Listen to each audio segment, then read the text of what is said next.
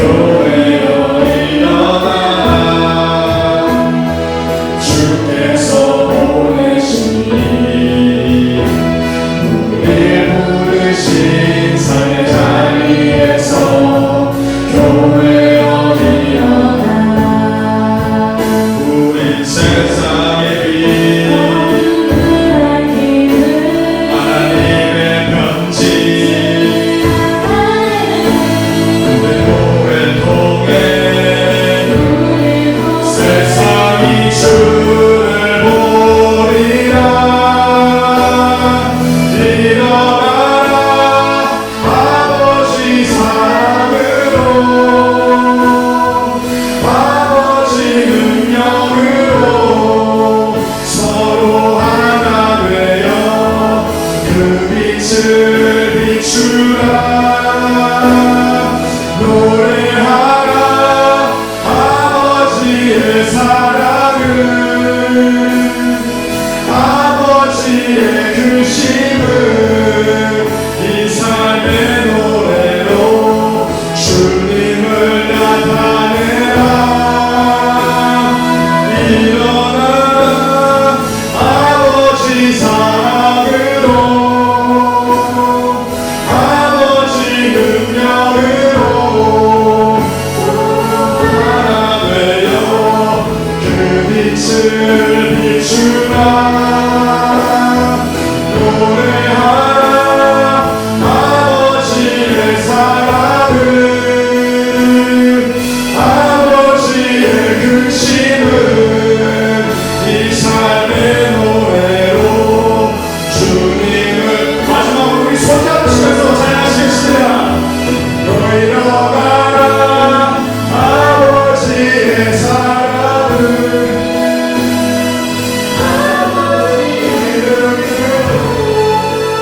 서로 하나 되어 그 빛을 비추라 노래하라 아버지의 사랑을 아버지의 크심을 이 삶의 노래로 주님을 나타내라 일어나라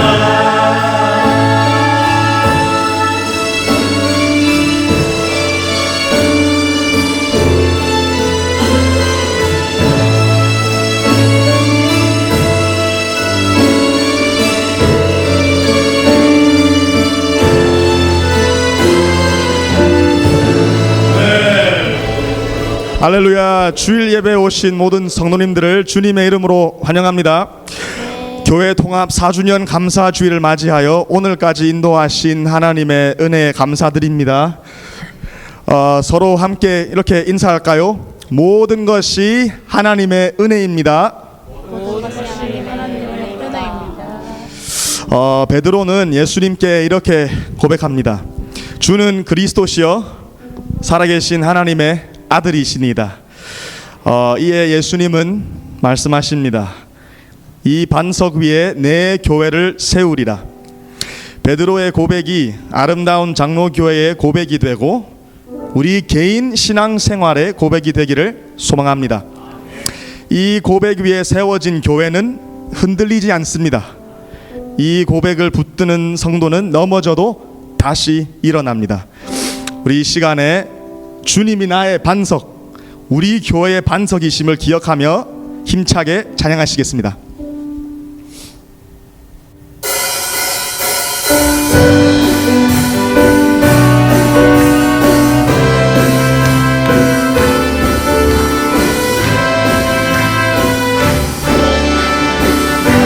나의 반석이신 하나님 나의 반석이신 하나님 행하신 모든 것 완전하신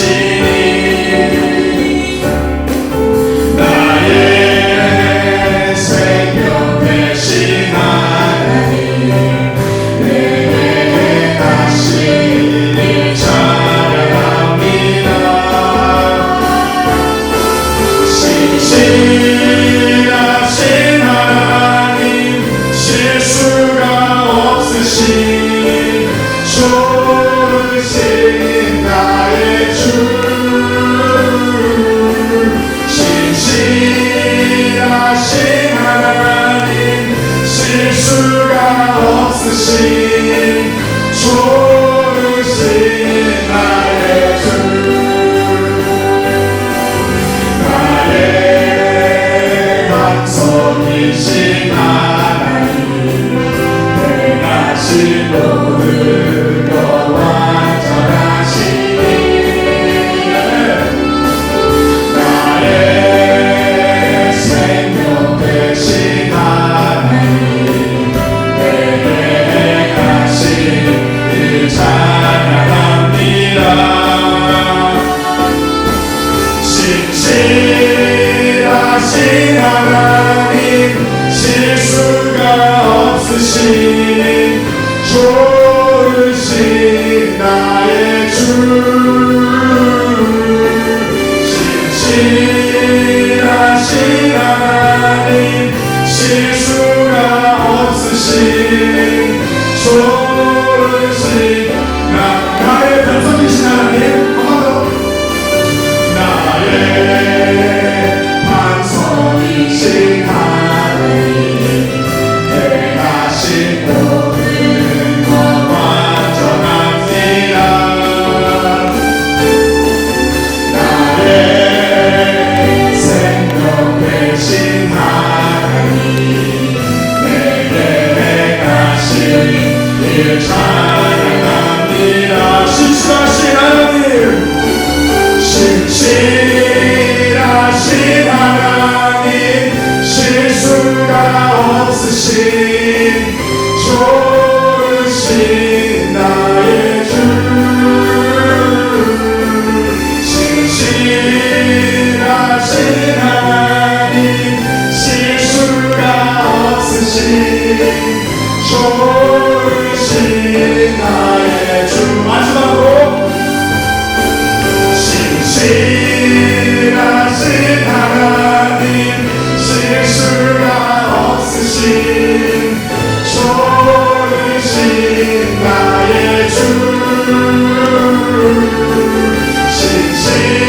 신실하신 하나님 실수가 없으신 좋으신 나의 주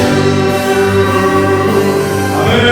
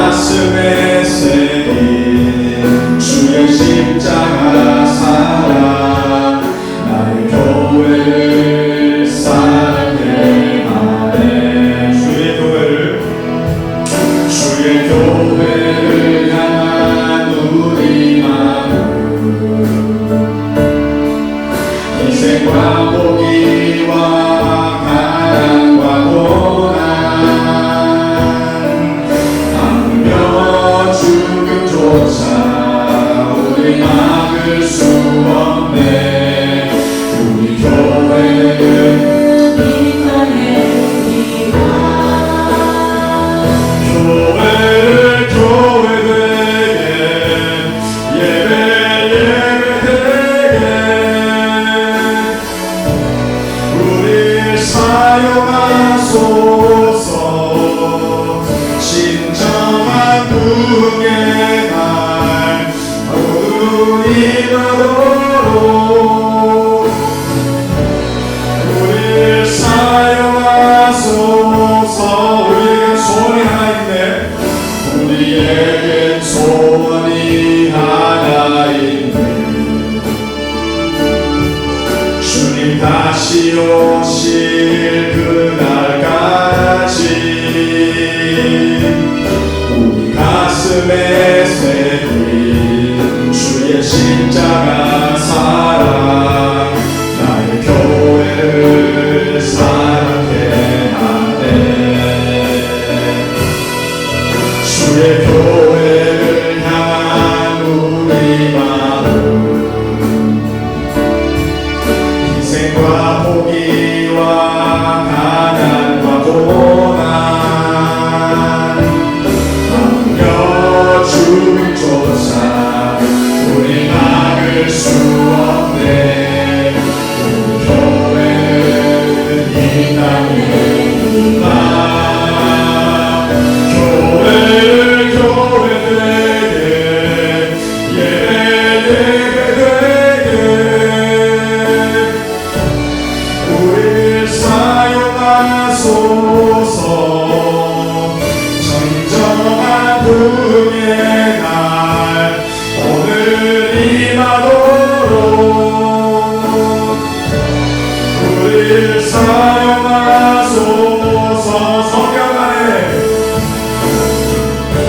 성령 안에 예배하리라.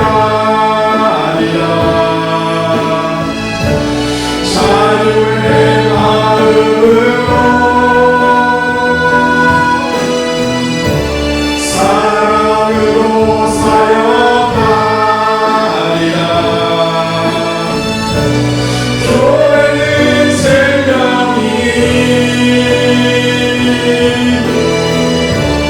성령 안에 예배하리라. 자유의 마음으로 사랑으로 사역하리라. 교회는 생명이 교회를 교회되게 예배 예배되게 우리 사용하소서. 진정한 부흥의 날 오늘 임하도록 우리 사용하소서. 우리 시간에 기도하시겠습니다. 오늘은 교회 통합 4주년입니다. 여기까지 인도하신 하나님의 은혜를 기억하며 기도하겠습니다.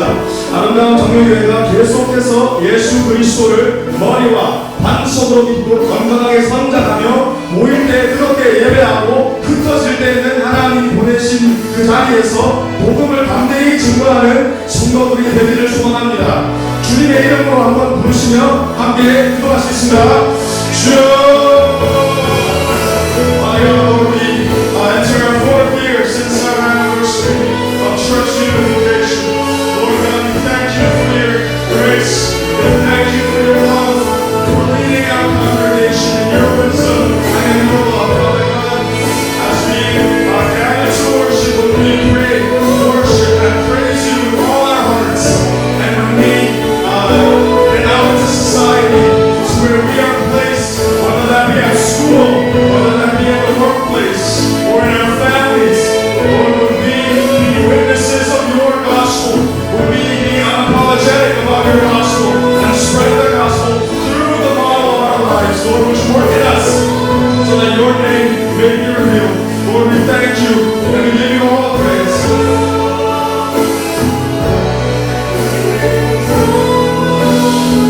우리 시간에 기도 한 번 더 하시겠습니다. 우리 이 시간에 담임 목사님과 여러 집사님, 권사님, 장로님, 교육 간사님 그리고 청년부 임원들을 위해 기도하겠습니다. 성령 하나님께서 우리 리더들에게 힘을 주시고 맡겨주신 사명을 끝까지 감당하게 하시며 그들의 헌신과 성립을 통해 아름다운 교회의 부흥과 회복이 일어날 수 있도록 이 시간에 기도하겠습니다. 주님의 이름을 한번 부르며 함께 기도하시겠습니다. 주여!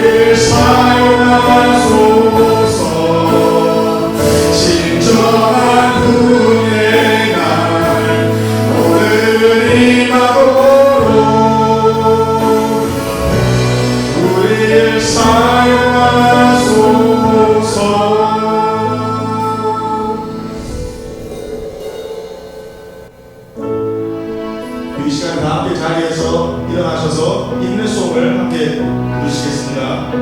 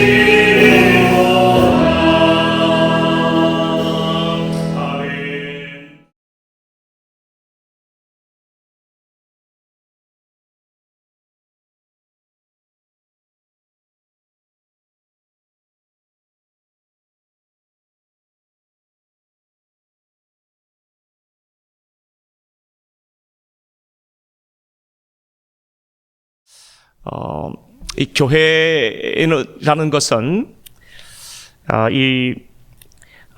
어떤 사람이 만든 그런 기관이나 조직이 아닙니다. 교회는 하나님께서 예수 그리스도를 구주로 믿도록 인도하신 예수 그리스도를 구주로 영접한 사람 또는 그 무리들 또는 그 공동체를 가리켜 교회라고 하는데요. 사도행전 20장 28절 말씀해 보면 사도 바울은 이 교회를 가리켜 하나님이 자기 피로 사신 교회 그렇게 말씀했습니다. 여러분, 이 피라는 것은 사람에게는 생명이죠. 생명과 같이 중요한 것이 피인데 우리 하나님께서 이 교회를 어떻게 보시느냐 하면 어떻게 세우셨느냐 하면은 자기의 피로 사신 교회다 할 정도로 여러분 온 땅에서 하나님께 가장 중요한 기관이 있다면 교회입니다.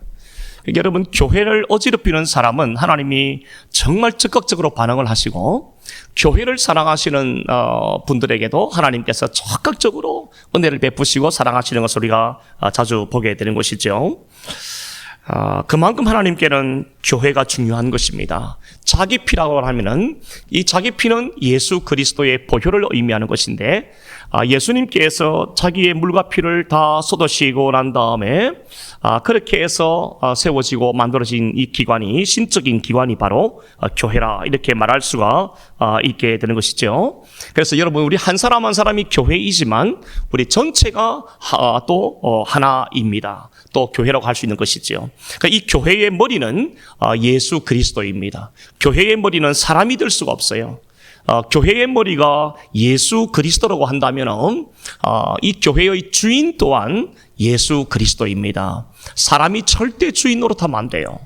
사람은 그냥 주인 의식만 가지면 됩니다. 하나님께서 이 교회로 나를 불러주셨구나. 주인 의식을 가지고 성실하게 충성되게 섬기는 것은 귀한 일이지만 주인 노릇하는 거 이것은 옳지 않다 하는 것을 우리가 함께 생각해 볼 수가 있겠습니다.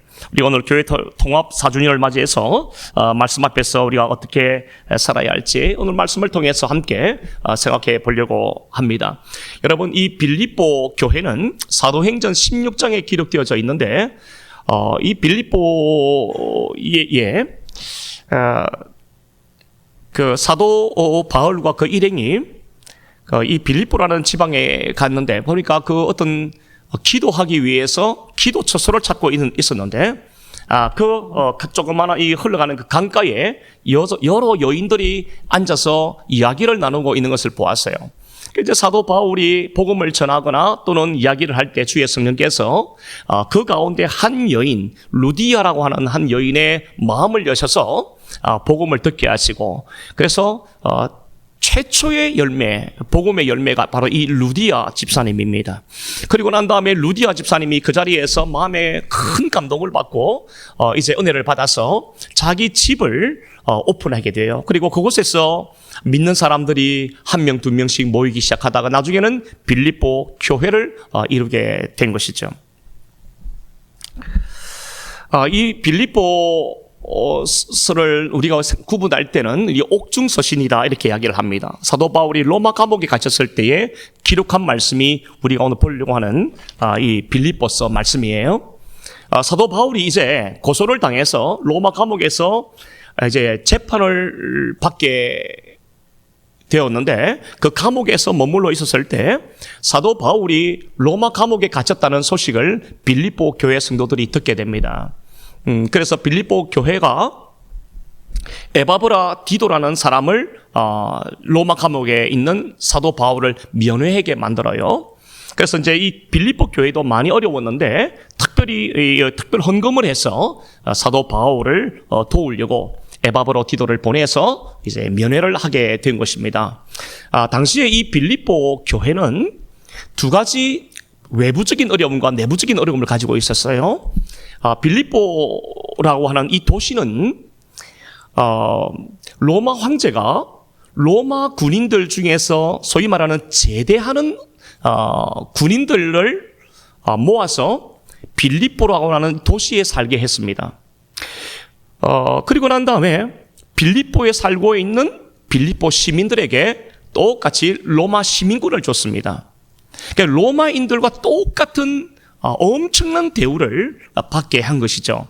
그러니까 빌립보에 사는 사람들, 그러니까 제대한 군인들과 거기에서 로마 황제로부터 공짜로 로마 시민권을 얻게 되었던 이 빌립보 시민들은 로마 황제에게 대하여 엄청난 고마움과 또 존경과 사랑과 충성을 하는 마음을 그렇게 가지고 있었어요. 당시의 로마 제국은 로마 황제가 신으로 숭배를 받았습니다. 근데 사도 바울이 빌립보에 와서 복음을 전하는데 예수 그리스도가 만왕의 왕이시다. 예수님이 우리의 주님이시다. 이렇게 이야기를 하니까 빌립보에 사는 사람들이 이제 화가 나는 겁니다. 아니, 우리는 로마 황제를 유일신으로 섬기고 있는데 어떻게 또 다른 신을 이야기를 할 수가 있는가? 그래서 사도 바울이 많은 어려움을 당했어요. 뿐만 아니라 나중에 이제 이 빌립보 교회가 세워지고 난 다음에 빌립보 교회 성도들도 로마 황제를 숭배하는 것은 우상 숭배라 그래서 절대로 하지 않았습니다. 그러니까 여러분, 빌립보 도시 안에서 살아가는 빌립보 교회 성도들은 신앙생활 하기가 힘들었을까요? 편했을까요? 대단히 힘들었던 거예요. 직장을 주지를 않습니다. 잡을 주지 않아요.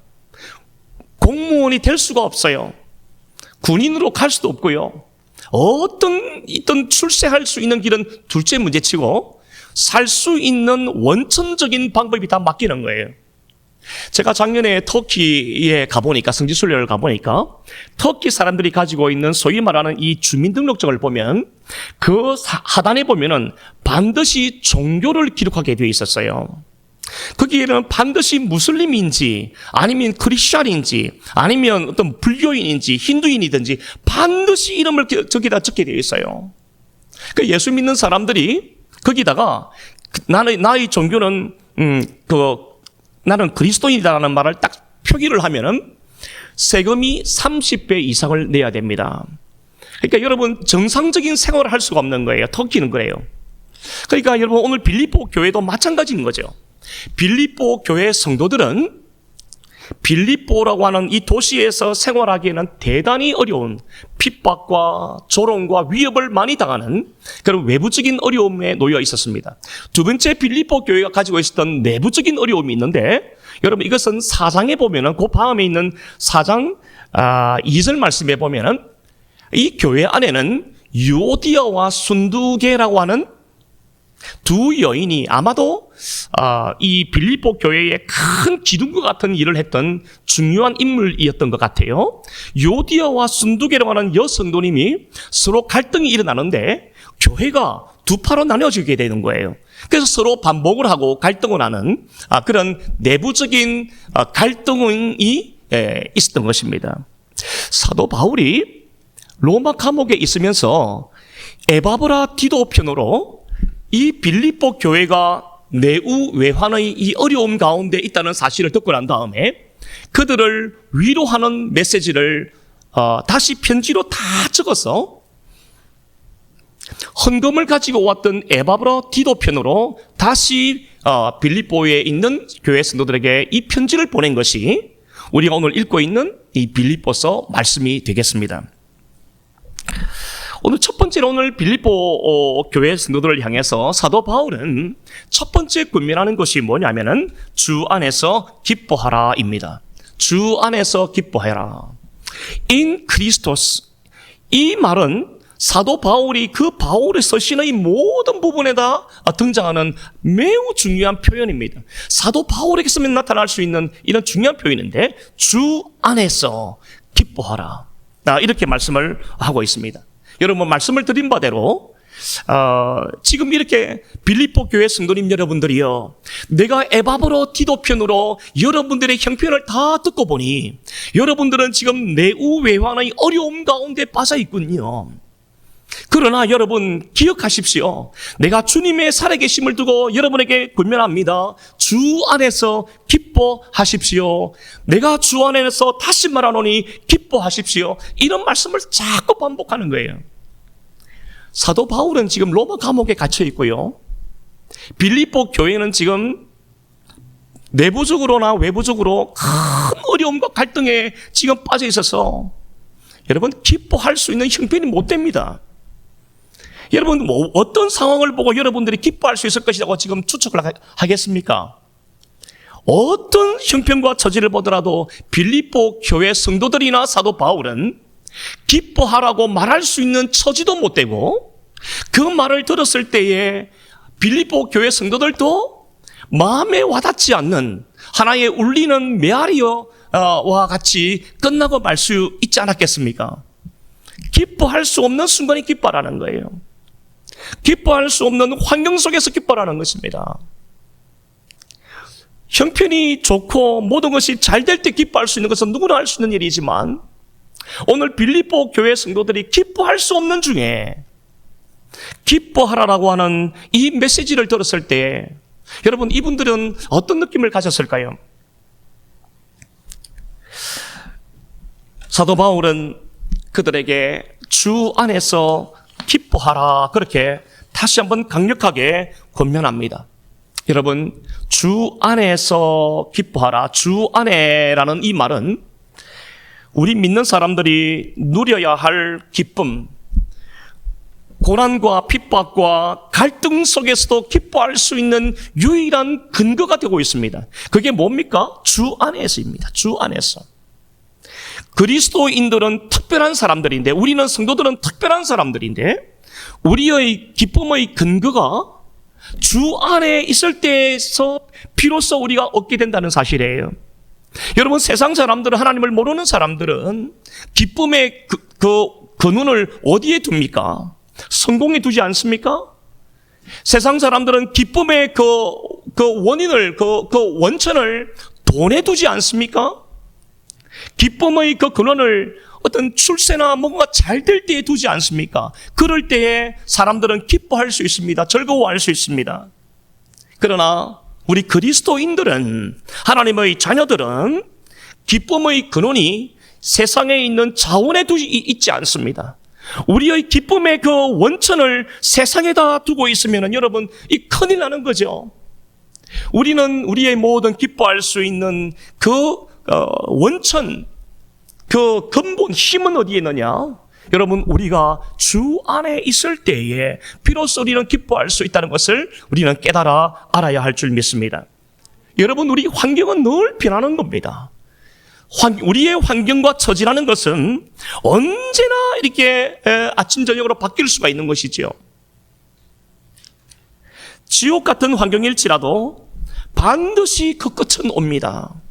아무리 힘든 순간이고 아무리 마음에 상처가 되는 순간이라 할지라도 때가 되면 그것은 다 지나가고 말 것입니다. 왜 그렇습니까?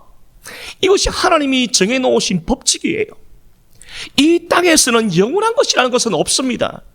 영원히 즐거운 것도 없고 영원히 고통스러운 것도 없습니다. 언제나 우리의 환경은 아침 저녁으로 바뀔 수 있는 것처럼 이렇게 끝이 나거나 새로운 것이 오거나 여러분 이렇게 해서 변화무쌍한 것이 있지요. 그래서 이 땅에서는 영원한 것이 없습니다. 영원한 것은 저 하늘나라밖에 없습니다. 하나님 나라밖에 없어요. 영원한 것은 우리 하나님밖에 없는 것입니다.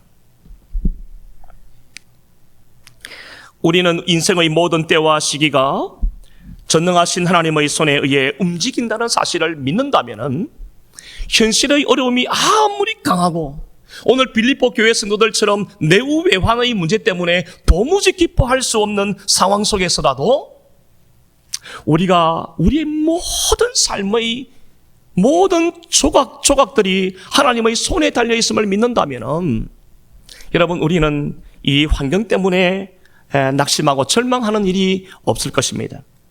힘든 환경과 상황은 우리 마음을 힘들게 하고 우리의 생각을 돌처럼 굳게 만들어버립니다.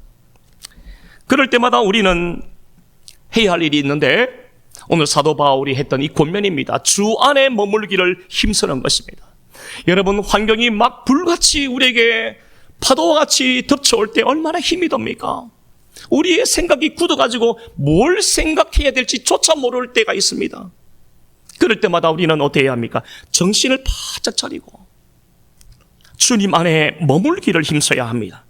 주 안에서 살기를 힘쓸 때에 주 안에서 다시금 내가 머물기를 힘쓸 때, 애를 쓸 때에 환경을 뛰어넘는 새로운 환경이 열리기를 시작하고 상황을 극복할 수 있는 새로운 길들이 열리는 것을 봅니다.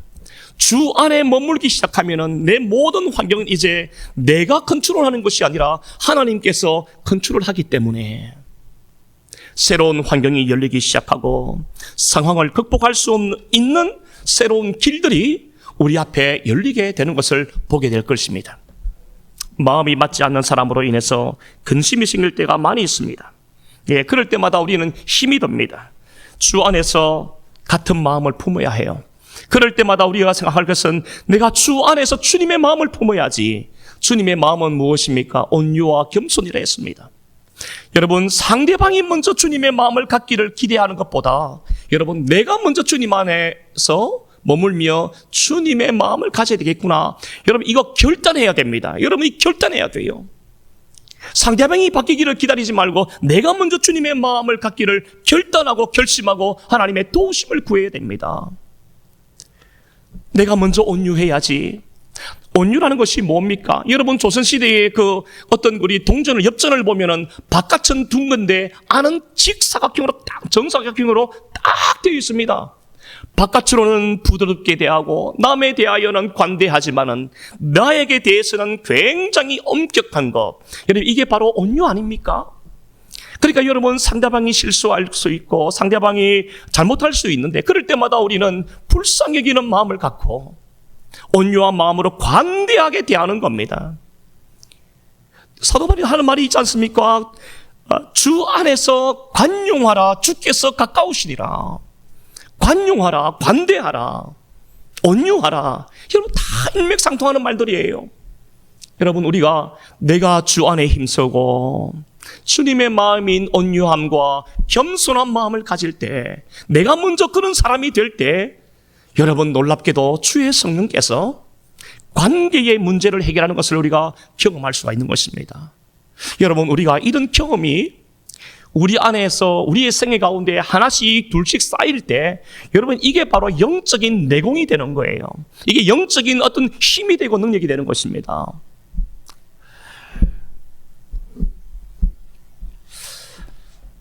찬송가 370장을 우리가 참 좋아하는데, 주 안에 있는 나에게 딴 근심 있으랴.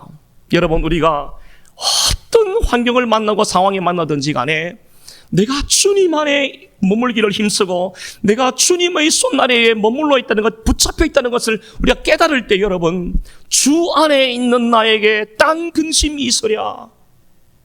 여러분, 그 뒤에 가사에 보면은 주 안에 있는 나에게 그 모든 두려움이 변하여 기도가 되고 전날의 한숨이 변하여 노래가 되며, 주 안에 머물기를 힘쓰고 내가 주 안에 있음을 깨달을 때, 믿을 때에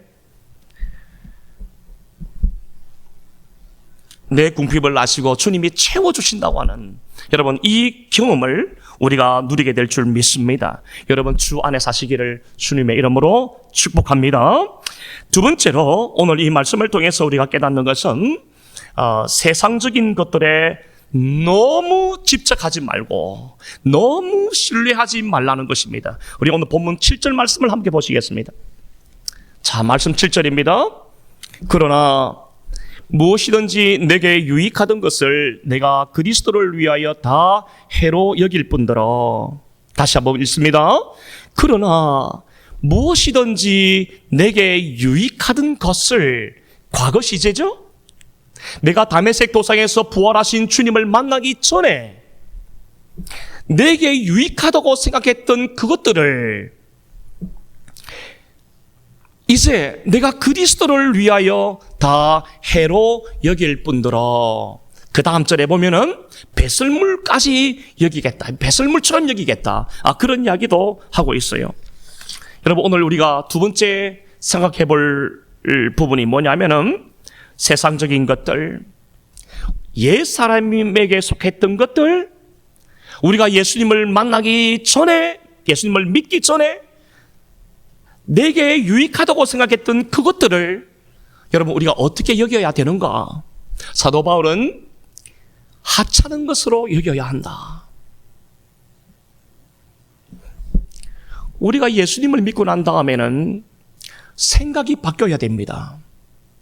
우리의 마음가짐이 바뀌어야 되고요, 행동 거지가 바뀌어야 되고, 예수님을 믿고 난 다음에는 가치가 달라져야 합니다. 가치관이 달라져야 돼요.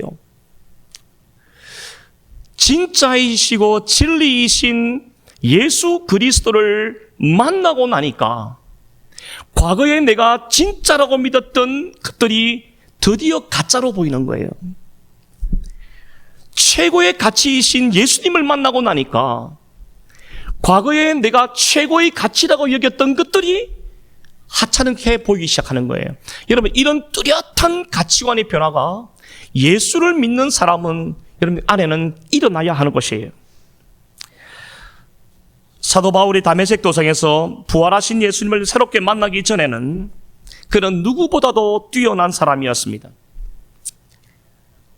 그러니까 그 당시에 사람들이 이 사도 바울을 향해서 이렇게 블레임할 때, 비난할 때 어떤 말들을 종종 했느냐 하면은 네가 얼마나 못났으면 보이지도 않는 신을 섬기냐. 여러분, 이것은요 2000년 전이나 지금이나 똑같아요. 네가 얼마나 무능력하면, 네가 얼마나 의지가 약하면, 네가 얼마나 약하면은 보이지도 않는 신을 갖다가 섬기고 뭐 돈 갖다 바치고 일요일날 가서 예배 드린다 그러고 뭐 그 짓을 하고 있냐. 여러분, 이게 바로 예수를 모르는 사람들이 하는 일이에요.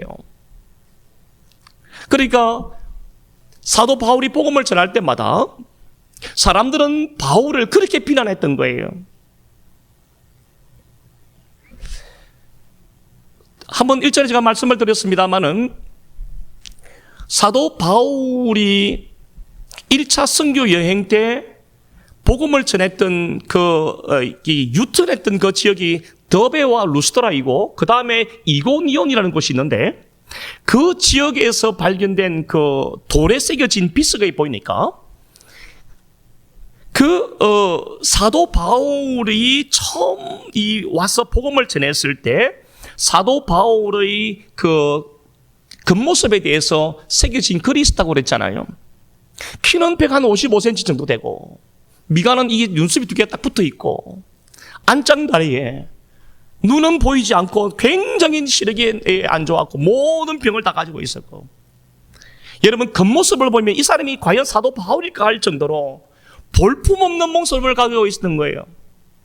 그러니까 사람들은 사도 바울이 이야기할 때마다 네가 얼마나 못났으면 얼마나 의지가 약하면은 그 예수라는 것을 믿고 추종하고 있느냐 그런 이야기를 했습니다. 그런데 여러분 그들은 진짜 사도 바울을 몰랐던 거죠. 사도 바울은요 혈통으로는 베냐민 지파입니다. 사울 왕이 베냐민 지파 출신 아닙니까? 혈통적으로 12지파 가운데 딱 갖다 놔도 조금도 꿀릴 게 없는 거예요. 혈통적으로 베냐민 지파니까 정통적인 아브라함의 자손인 거예요. 두 번째로 이 사람은 가말리엘의 문화에서 모든 학문을 갖다가 습려했는데 당시에 어떠한 율법이나 어떠한 어떤 철학이나 모든 것을 다 능통하게 배웠던 사람이 오늘 이 사도 바울 아닙니까? 여러분 이 사람은 또 로마의 시민권까지 가지고 있는 사람이에요. 그러니까 여러분 사도 바울이 예수님을 만나기 전에는 자랑할 것이 너무 많았던 사람이에요. 학교를 말하면 꿀리지도 않았고요. 학벌이나 지식이나 율법이나 어떤 것을 말해도 막힘이 없는 언변과 지식에 있어서 탁월했던 사람이 사도 바울 아닙니까? 이 사도 바울이 나중에 예수님을 만나고 난 다음에 내가 언변과 지식이 뛰어나지만 말의 지혜로 하지 않는 것은 십자가의 도를 오히려 내가 허물려고 하기 때문에 내가 말의 지혜로 복음을 전하기 시작하면은 십자가의 도가 힘을 잃어버릴 것이기 때문에 나는 말의 지혜로 하지 않고 오직 십자가의 이 도만 전한다. 이 십자가의 도는 멸망하는 자들에게는 미련하게 보이지만은 구원을 얻는 우리들에게는 하나님의 능력이 된다. 그러니까 사도 바울은 끊임없이 했던 말이 뭐냐면은 자기가 배웠던 지식을 말하는 것이 아니라 학벌을 말하는 것이 아니라 자기 머리에 들어있는 지식을 말하는 것이 아니라 뭔만 말했느냐 하면은 십자가의 도만 말했던 거예요. 십자가의 도라는 말이 무슨 말입니까? 십자가라고 하는 이것이 오늘 우리에게 주는 메시지라는 뜻이에요. 십자가가 우리에게 주는 말씀이 뭐냐, 메시지가 뭐냐, 그것만 내가 이야기하겠다는 거예요.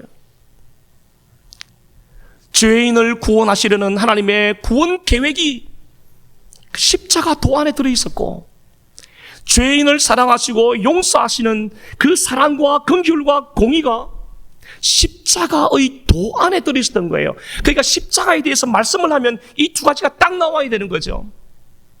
여러분, 우리가 복음을 전할 때에도 마찬가지라고 생각합니다. 예수님이 하나님께서 우리를 구원하시기 위한 모든 그 마스터 플랜, 구체적인 그 형상이 뭐냐면 십자가예요. 하나님의 사랑과 공의와 긍휼과 자비하심이 집약되어서 나타난 것이 뭐냐면 십자가 아닙니까? 그러므로 십자가의 도라는 것은 이 십자가를 통하여 하나님께서 우리에게 주시고자 하는 메시지라는 뜻인데, 이거 메시지만 내가 전하겠다는 거예요. 이것만 전하겠다는 것이 십자가의 도 아닙니까? 사도 바울이 사람들이 그렇게 비난하고 조롱하고 할 때 사도 바울은 할 말이 이만큼 올라왔습니다. 이 무식한 것들아, 내가 너희들하고 한번 다이다이 떠면은 내가 너희들한테 얼마든지 내가 이길 수 있는 내 스펙과 내 커리어와 내 학벌과 내 이 지식이 있는데 그런 마음이 올라오지 않았겠어요? 그러나 사도 바울은 그들에게 이야기를 합니다. 빌립보 교회 성도들에게도 똑같이 말하는 게 뭡니까? 내가 육체로 자랑할 것 같으면 너무 할 말이 많다. 그러나 나는 이제 그런 것 이야기하지 않겠다.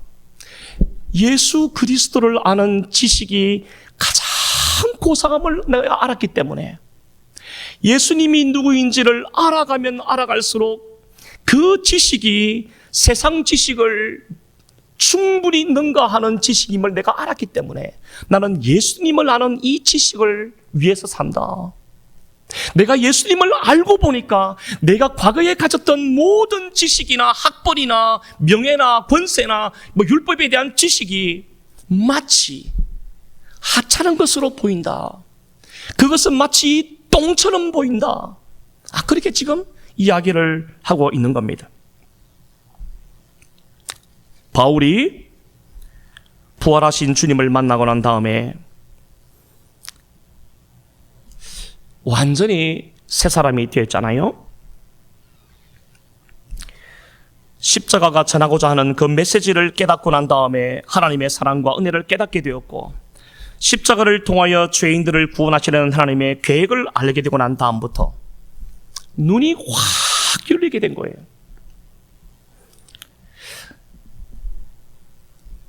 바울이 다메섹 도상에서 예수님을 만나고 난 다음에 예수님을 알아가는 지식이 점점 자라가면서 사도 바울은 율법이 나를 구원한 것이 아니구나, 율법을 지킴으로써 구원을 얻는 것도 아니구나, 내 혈통과 신분과 학벌이 나를 구원하는 것도 아니구나, 내가 구원을 받게 되는 것은 예수 그리스도를 믿음으로써 구원을 얻게 되고 하나님의 자녀가 되는 것이구나.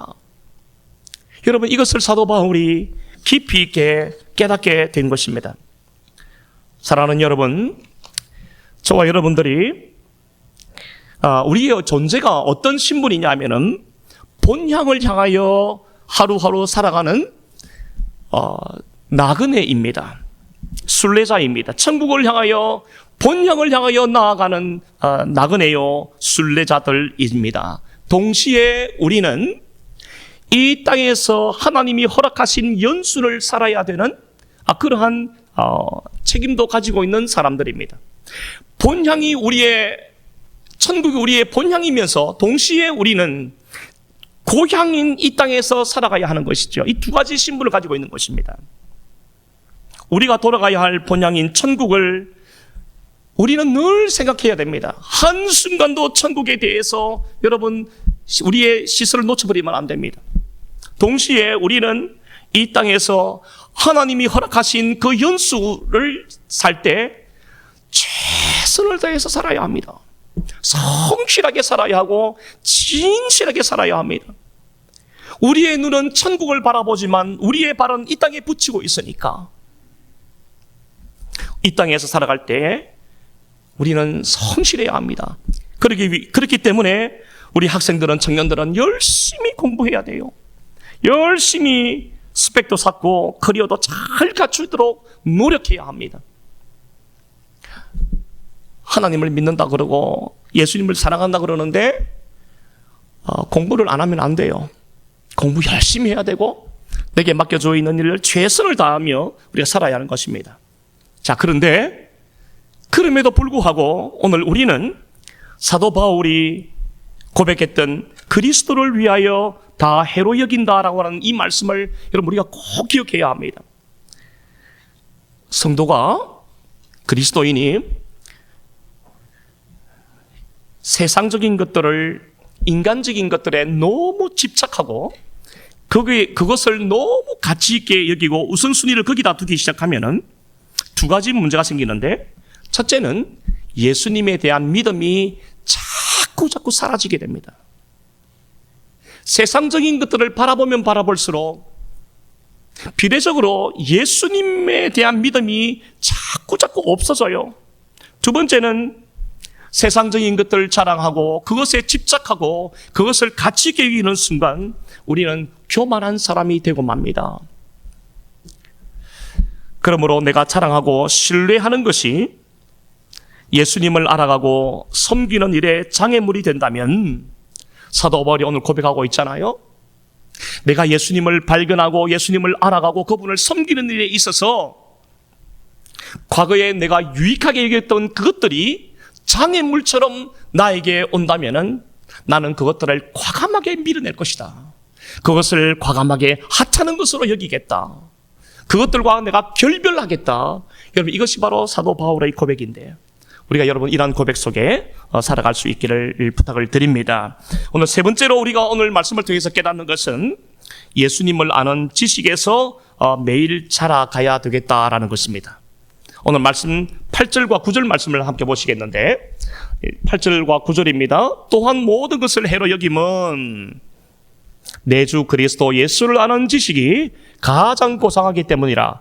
내가 그를 위하여 모든 것을 잃어버리고 배설물로 여김은 그리스도를 얻고, 9절입니다. 그 안에서 발견되려 함이니 내가 가진 의는 율법에서 난 것이 아니요 오직 그리스도를 믿음으로 말미암은 것이니 곧 믿음으로 하나님께로부터 난 의라. 사도 바울은 예수님을 만나기 전에는 율법의 생명을 걸었던 사람이에요. 율법을 지키는 일에 있어서 생명을 걸었던 사람이 이 바울이었습니다.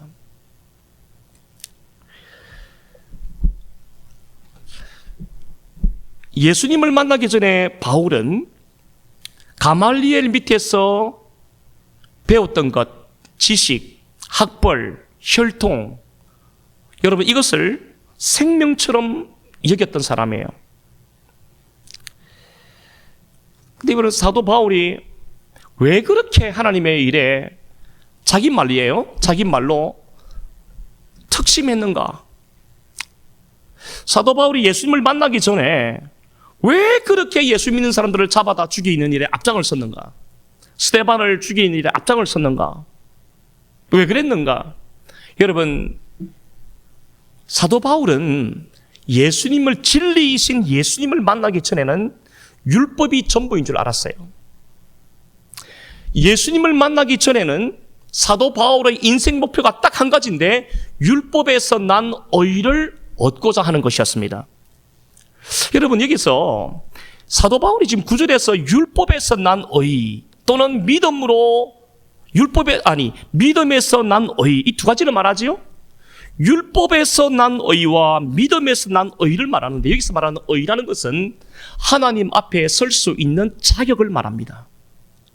그러니까 사도 바울은 다메섹에서 예수님을 만나기 전에 그의 인생 목표가 뭐냐면은 율법을 잘 지킴으로써 하나님 앞에 설 수 있는 자격증을 얻으려 했던 거예요.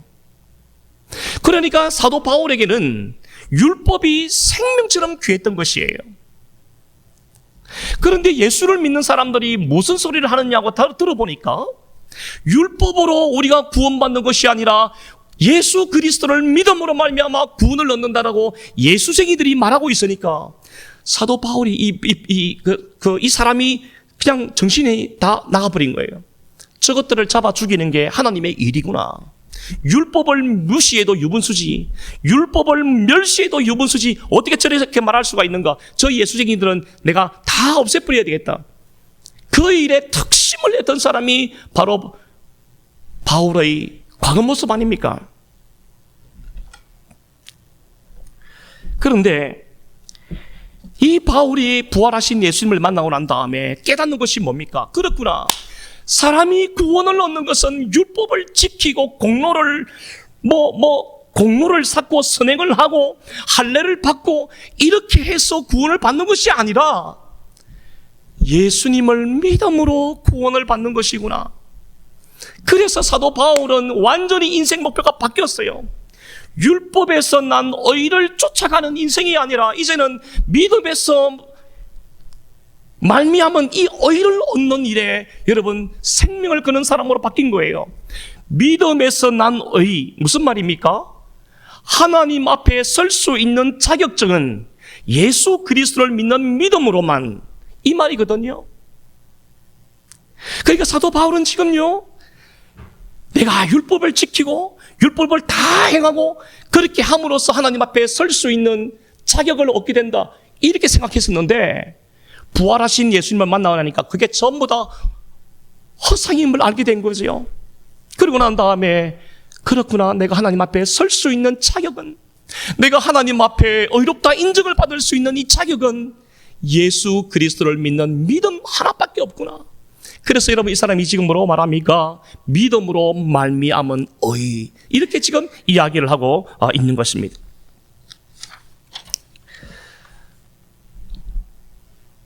살아신 여러분, 이제 우리가 오늘 이 말씀을 보면서 깨닫는 것이 하나 있죠.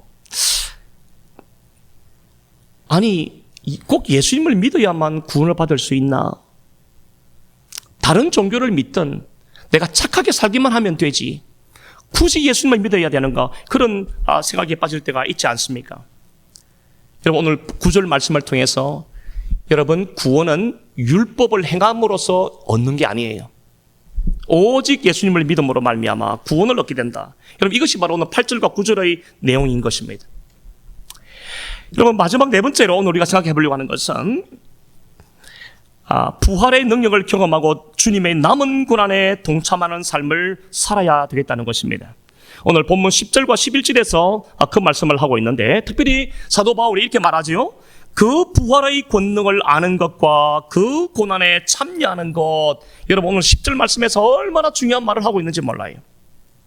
여러분, 부활의 능력이라는 것은 여러분 살리는 능력이에요. 우리가 부활의 능력으로 삽시다 할 때 이 말씀의 의미는 살리는 능력입니다. 부활의 능력은 회복의 능력이에요. 부활의 능력은 하나님 앞에 설 수 있는 자격을 얻게 하는 능력입니다. 부활의 능력이라는 것은 더럽고 추악한 것을 멀리하는 능력이에요. 하나님이 보시기에 좋아하는 것을 좋아하는 능력입니다. 이게 여러분 부활의 능력이에요. 사도 바울은 예수 그리스도의 부활의 능력이 어떻게 역사하는지를 간절히 보고 싶어 합니다. 두 번째로 사도 바울이 뭐라고 말합니까? 그 고난에 참여하기를 알고자 한다, 이런 이야기를 하고 있어요. 여러분, 사도 바울이 지금 그 고난에 참여하는 것이 무엇인지를 알고자 한다, 이 말의 의미는 예수님이 십자가에서 고난당하신 것이 부족하다는 이런 뜻이 아닙니다. 이 말은 무슨 말입니까? 골로새서 1장 24절 말씀에 봐도 사도 바울이 똑같은 말을 합니다. 내가 그리스도의 남은 고난을 그의 몸된 교회를 위하여 내 육체에 채우노라, 고난에 참여하겠다는 이 말을 또 하고 있잖아요. 여러분, 그 고난에 참여한다는 이 말의 의미는 복음을 위해서 교회가 겪어야 하는 고난이 있습니다. 우리가 교회이지 않습니까? 우리가 때로는 핍박을 당하기도 하고 때로는 많은 수고를 해야 될 때가 있습니다. 이게 여러분, 그 수고를 함으로써 내 몸으로 온전히 그러한 수고를 감당하는 거예요. 내 몸으로 온전히 그 고난을 감당하는 겁니다. 교회가 힘들고 어려울 때마다 우리가 온전히 그 일을 나의 일로 받아들이고 수고하고 함께 힘을 다하여 섬기는 거죠. 얼마나 때로는 이것이 힘이 듭니까? 때로는 고난일 수 있고요. 사랑하는 여러분, 성도의 고난은 주님과 함께 겪는 고난이기 때문에 우리 혼자 이것을 감당하지 않습니다. 이런 고난에 우리가 참여하는 것은 큰 영광이요, 영광 중에 영광인 것이지요. 오늘 사도 바울이 기뻐하는 것은 뭐냐면은, 사도 바울이 그토록 좋아하고 그렇게 사랑하는 예수 그리스도와 그 복음이 전해질 때 사람들이 주께로 돌아오는 것을 가장 기뻐하고 기뻐했습니다. 그런데 사도 바울은 예수님과 복음을 위해서 살아가지만 많은 고난과 핍박과 매맞음을 당했습니다. 여러분, 이게 바로 그 고난에 참여한다는 이 뜻이에요. 사도 바울이 주님을 위해서 살면 모든 일이 다 잘 되어야 되지만 얼마나 어려움을 많이 당했는지 몰라요. 바로 이것이 내가 고난에 참여한다라는 뜻의 의미인 것입니다. 사랑하는 여러분, 하나님의 특별하신 사랑과 은혜로 우리가 구원을 받았는데 이제 우리의 남은 소망은 사도 바울처럼 날마다 부활의 능력을 힘입는 것입니다. 우리를 통하여 살리는 능력이 나타나야 되고요, 우리를 통하여 회복케 하는 능력이 나타나야 되고요, 우리를 통하여 사람들이 하나님 앞에 설 수 있는 사람들이 될 수 있는 일에 우리가 쓰임을 받아야 되겠습니다. 뿐만 아니라 우리가 어떤 형편과 처지에 있다 할지라도 사도 바울이 오늘 처음으로 우리에게 말했던 주 안에서 기뻐하고 또 기뻐할 수 있는 그런 삶이 되기를 주님의 이름으로 축원합니다. 우리의 능력이 아니라 하나님이 힘 주실 때에 우리는 기뻐할 수 있는 줄 믿습니다. 이 한 주간 동안 우리가 주 안에서 기뻐할 수 있는 그런 삶이 되기를 주님의 이름으로 축원합니다. 기도하시겠습니다. 살아계신 우리 하나님 아버지, 오늘 이 시간에 사도 바울이 고백했던 것처럼 예수님을 아는 지식이 가장 고상하고, 그래서 그 주님 때문에 남은 삶을 감사함으로 기쁨으로 나아간다고 고백했던 이 귀한 고백이 주님 우리의 고백이 되게 하여 주시옵소서. 차마 우리가 기뻐할 수 없는 환경과 여건이 있다 할지라도 주 안에 있는 나에게 딴 근심 있으랴. 주 안에 있을 때의 근심과 염려와 한숨이 찬송이 되고 노래가 되고 기도가 되는 줄 믿습니다. 아버지, 우리에게 성령 충만하게 해 주셔서 이 마지막 때에 믿음으로 온전히 살아갈 수 있는 우리 아름다운 교회, 우리 성도님들 다 되도록 은혜 베풀어 주시옵소서. 예수님의 이름으로 기도하옵나이다. 아멘.